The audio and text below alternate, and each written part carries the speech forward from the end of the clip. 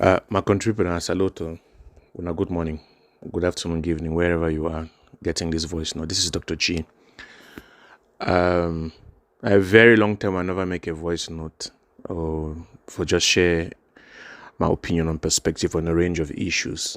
And time has given perspective, and you don't afford me the opportunity for be able for just observe and observe and observe and think and think and think and assess and assess and assess.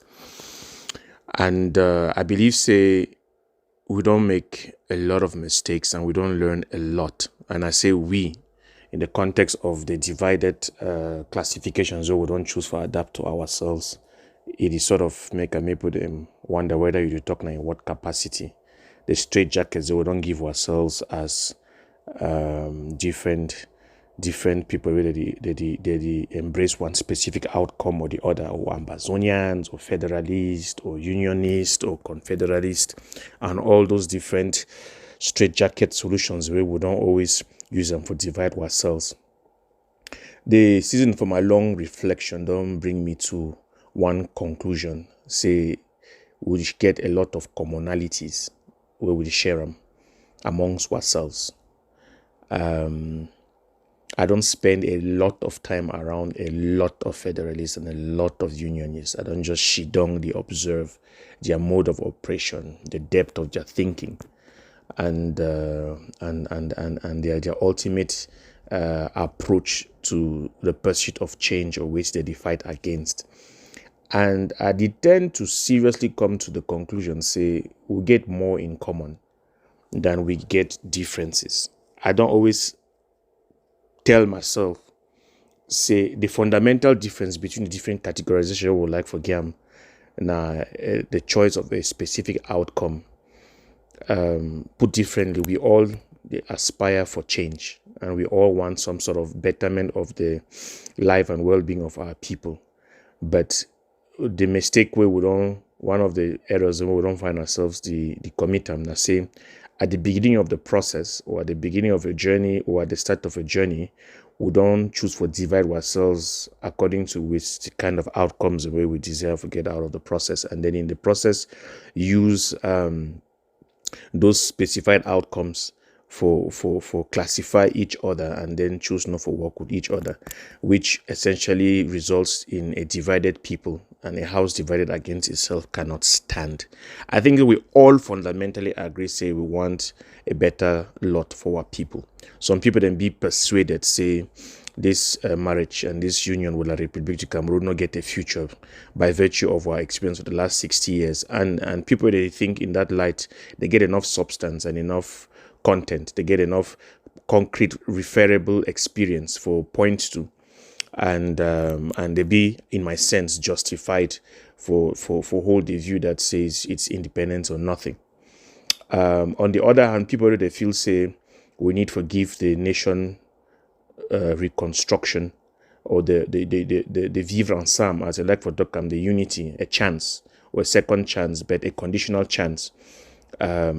I think they also get an argument, and the argument they range from the argument they range from the insensitivity or the non-willingness of the international community to entertain the conversation at this point, the lack of preparedness and readiness on our parts to lead a war of independence.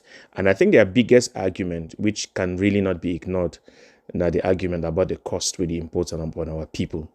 Because ultimately, when you want to liberate the people, you need to liberate them. You need to finish key Oman before you liberate them. Then it goes to them who can lead further liberated territory. So every person get a sense, a grain of truth inside their health position, and it refers specifically to people to be genuinely and sincerely interested in the welfare of our people. Of course, like with every circumstance and with every people, you will get people where they be fundamentally selfish, where on the one hand, this whole demand for change, they shake their work, it challenge their chosen career path. Some people, they don't make their life out of the status quo. Their whole family and their whole investments don't be built out of the ability to identify how to beat the system, how to live in the system, how to make the best out of the system. And so some percentage of these people in the fear say their future go be unsecure if this whole revolutionary process leads to a change in the balance of power that causes them to lose the influence that they occupy. Some other people just be down outright selfish, and probably some other people just not believe say we need to fight for anything. Now so human nature, you always would get some people who will be outliers and who would stand against everything. But where does this leave us? It leaves us in an extremely, and this is why I'm making this audio, it leaves us in an extremely divided, fragmented state as a people that limits our ability to be able to effectively accomplish anything meaningful. There are some lessons that we are supposed to draw from what we have experienced in the last 7 years. Number one, and I think so we need to really come to terms with that one. And this, I'd make this one at the back of my mind. I think about some of the efforts the way they be undertaken for bring people them together, like this upcoming Unity Conference. Now, ideally, a Unity Conference where you get about 16, 17 signatories, them a step in the right direction. But I wish we feel ultimately get to a point where we attain a level of unanimity where we should get a series of coordinated activities, broadly agreed upon principles and objectives, and a streamlined leadership where it work and it speak on behalf of the people. If we attain that one,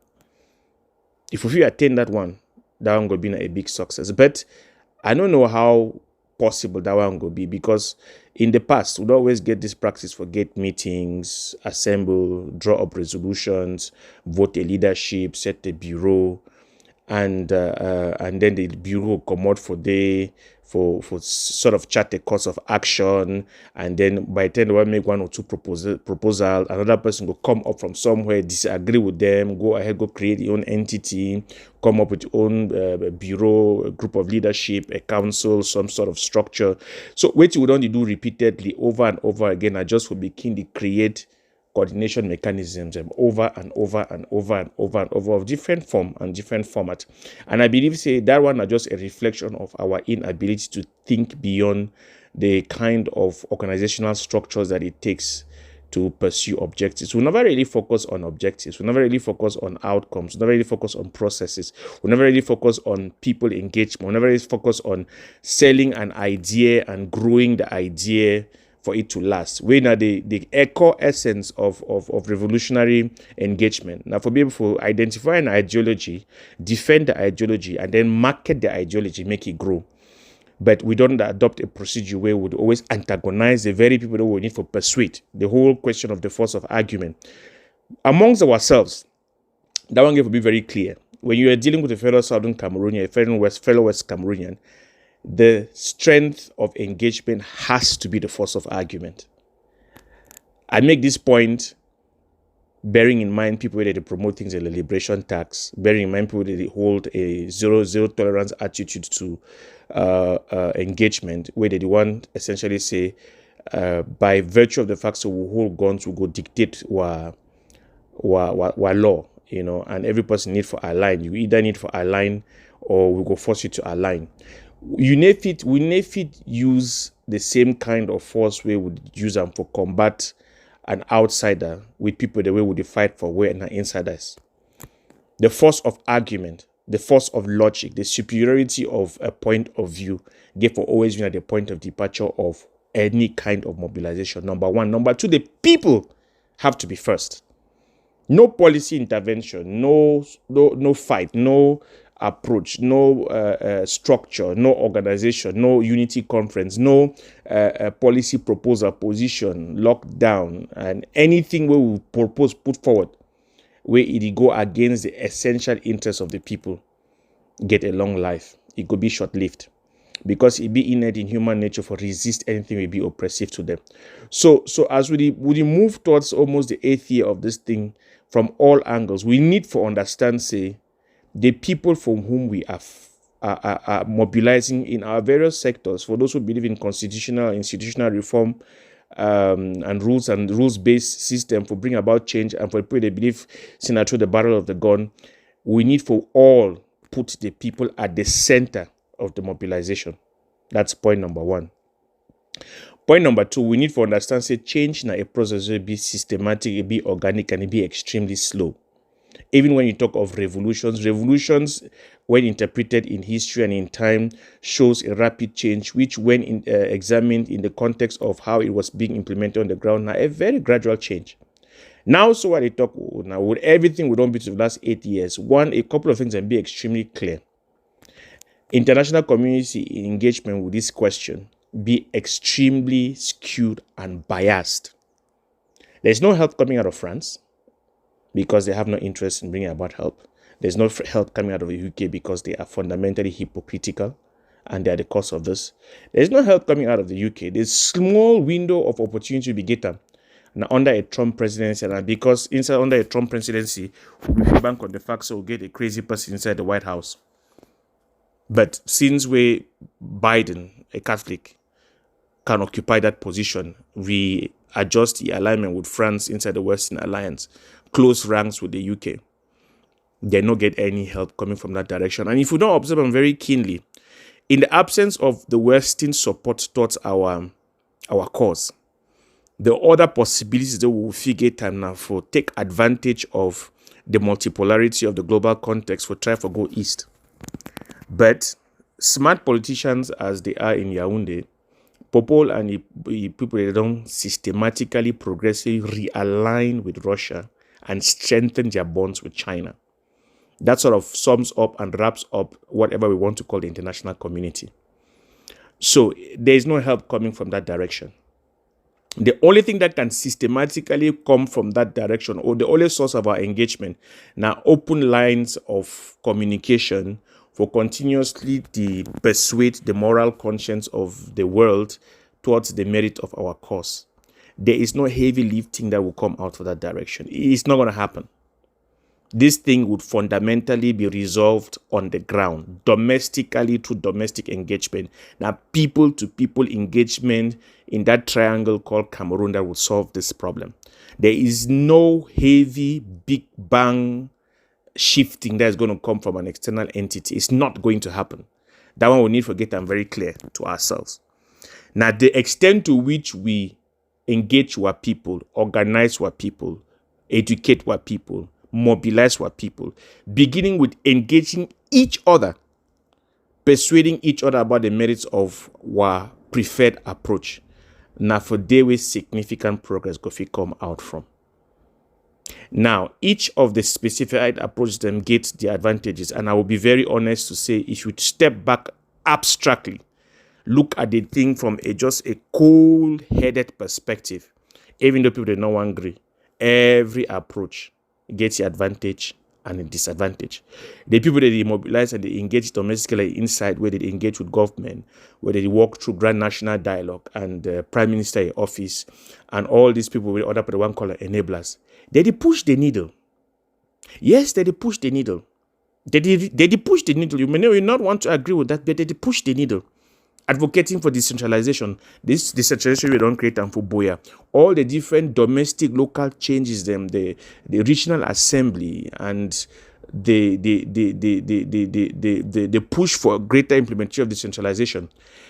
In the very abstracted, if you step out of that whole scenario, two concrete things then they happen. One, with the shift the bar very slowly, and I know a lot of people will be quick for dismiss me because they talk say it not be fast enough and it not be radical enough. But in 8 years, we have moved the needle of institutional and constitutional change that recognizes the specificity of the Anglophone further in 8 years than we had, I probably want to argue, done in 30, 40, 50 years. Make we not also forget, as much as the benefits need to accrue to the people that they make the sacrifices, what people then the benefit. As much as maybe be signed as a victory that accumulates to egg of sea or accumulates to those who are the fighters in the bush, or accumulates to this, at the end of the day, our brothers and our sisters them, who they be part of that system, where they be affiliated to that system, now then they stand to benefit. Now then today they go around inside the regional assembly. Now then today they go around, they meet around with governors them. So the point I'm trying to make is, insignificant and small as it may seem, a certain level of change don't undertake. Should we settle for that amount of change? No.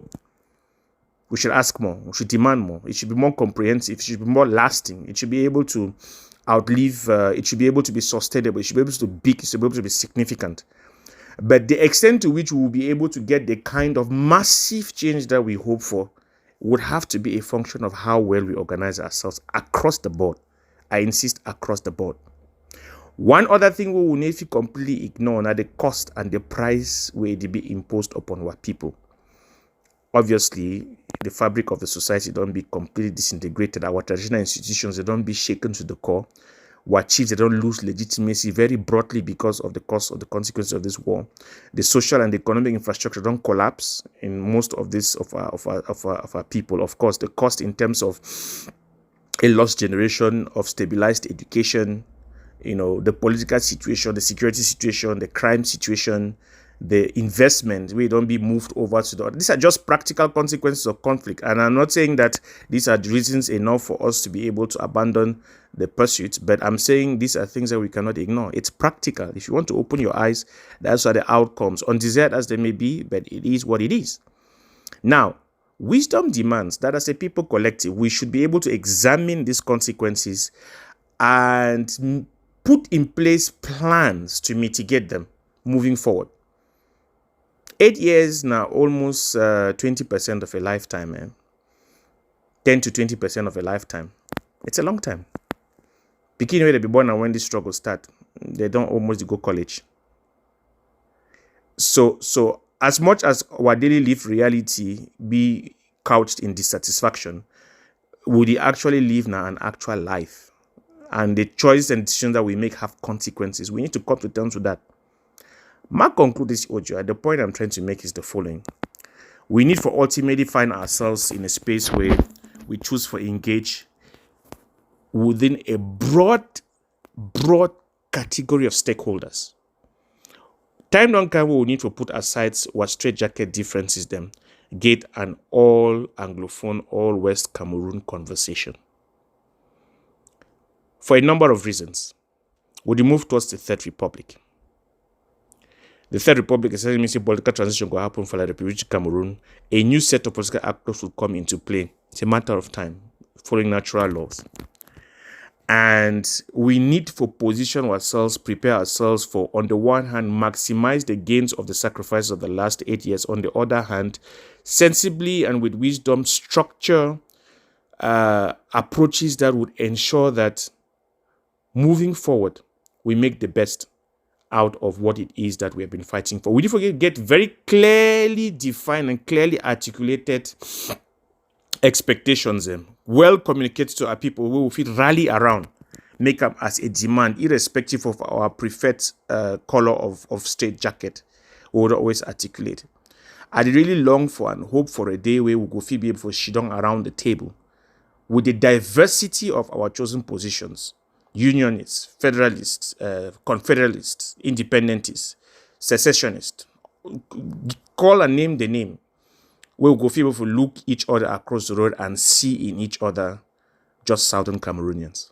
Southern Cameroonians that are member of a specific geographical community, that are member of a global community, who have come together to fundamentally examine what are the possible pathways and routes for the betterment of the lot of their people. That one are the winning formula. That if we attain that, if we get to a point where we feel look at each other in the eyes and not see a unionist or see a federalist or see an Ambazonian, but see a fellow Southern Cameroonian, hard-working pa from Akwaya, hard-working mami from Ngabu or Nkambe, or Mamfe or Boya,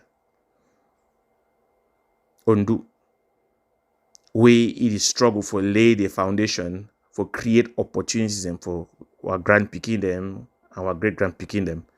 And we will fit agree, so within the current context of our reality, how do we fashion out a future that makes sure that, one, no generation gets up to pay this level of sacrifice that we have paid to get to this point.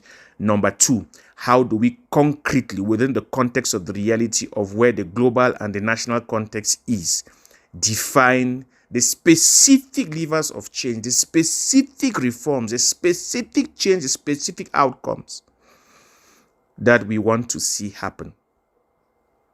if we never get to that point. If it takes us 15, 16 years to get to that point, that will be the price that we would have paid for the change we ask for. If it takes us just 8th year, and if this 8th year is where we get to that point, then we would shorten and short-live the sufferings of our people.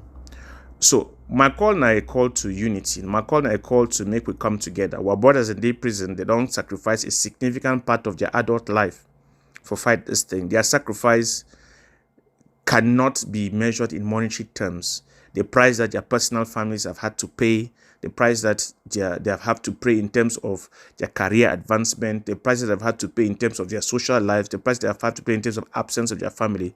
Now, a huge sacrifice. Plenty of people don't die. We're better than they for bush. Our economy is being tatters.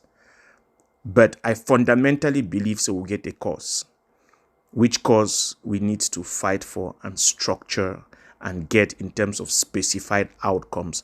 If we'll not be able to assemble around ourselves, define those specified outcomes, then we will continue to begin to divide ourselves, form unity conferences, form unity meetings, divide ourselves. Because we'll never be able to talk past those straitjackets. We'll never be able to engage past those. I am a federalist, you are an Amazonian, I'm a secessionist, you are a unionist, you are an enabler. We'll never be able to go past those conversations. And we need to go past those conversations to start having the real conversations. And those real conversations, in my sense, is how do we, within the context of a state that has been captured by an elite, that has a power base that runs across our territory. Because our brothers can be part of that system. Our mommy and our papa then be part of that system. We will combat them.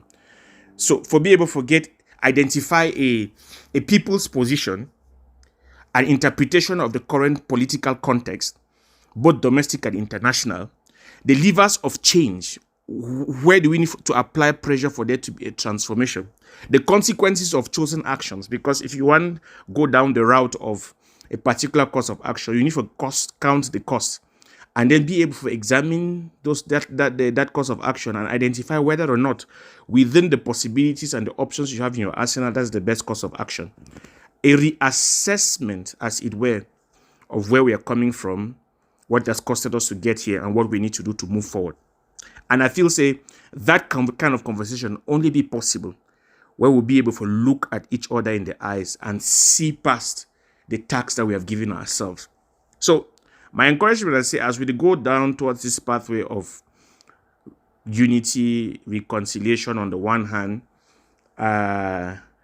advancement and consolidation of little gains on the other hand, may we ultimately be able to get to ourselves a place where we'll be able to see the greater good, where we want to bring for our people.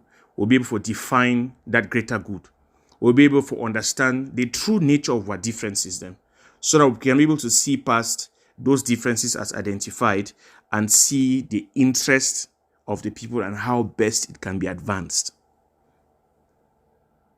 I believe the future lie in a southern Cameroon's West Cameroon Anglophone reconsolidation and unity. If we fit come together, minimize what differences them, maximize what commonalities them, try to speak with one voice on a broad range of issues, we would move faster and we would gain quicker results and we would secure for ourselves a better future. Pursuing this thing in dispersed ranks is not going to take us far anytime soon. So make we begin to see each other more and more as people pursuing the same objectives, albeit with different desires of specified outcomes. Make we highlight the commonalities, find the common points, minimize the differences them, maximize the commonalities them, and then ultimately be able to organize ourselves more strategically for where every single urge we will get them, we feel use them to our advantage. That only so we feel maximize for get the best results. May God bless all we as we continue for the pursue this desire for see an improvement in the lives of our people. This is Dr. G signing out.